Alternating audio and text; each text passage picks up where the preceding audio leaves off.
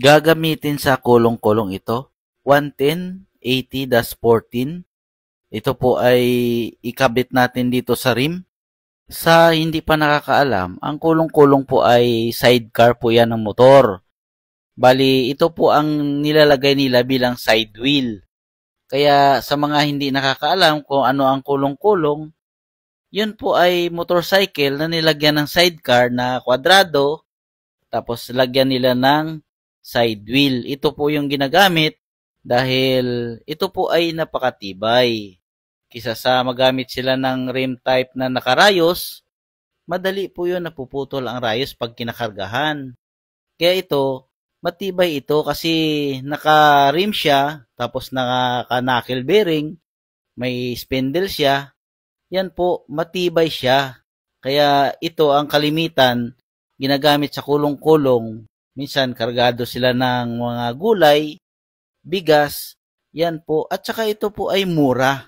Kasi ang pinapalit dito na gulong ay pinaglulumaan lang din ng mga motor na scooter. Kaya ito siya, 110-80-14. Pwede rin lakihan ng konti. Mayroon din iba kasi, ang side wheel nila ay ang kanilang tapalodo ay maliit lang din. Kaya nga ito ang ginagamit para hindi sumayad. Yan po ang sukat na tama lang doon sa kanilang tapalodo. Ngayon, ito naman ay tinatalian natin kasi para mahanginan natin kasi maluwag masyado.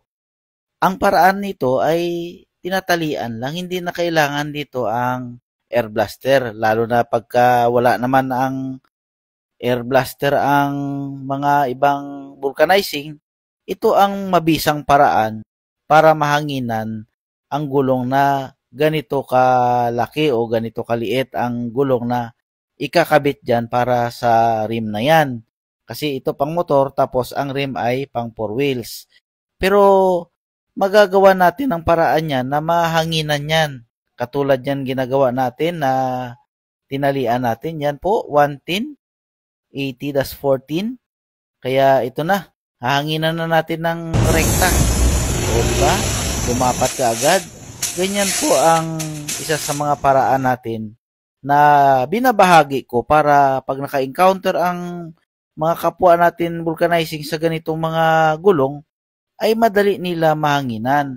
At saka, siyempre, hindi nila maayawan pagka hindi nila mahanginan. Dahil nakikita na nila at saka binahagi ko kung ano ang mga diskarte para mahanginan ang ganitong klaseng gulong. Okay na? Bali, lagyan pa natin yan ng 32 lang. O, di ba? O, okay na siya. Yan, tanggalan na natin ng tali para maikabit na natin sa side wheel ng motor.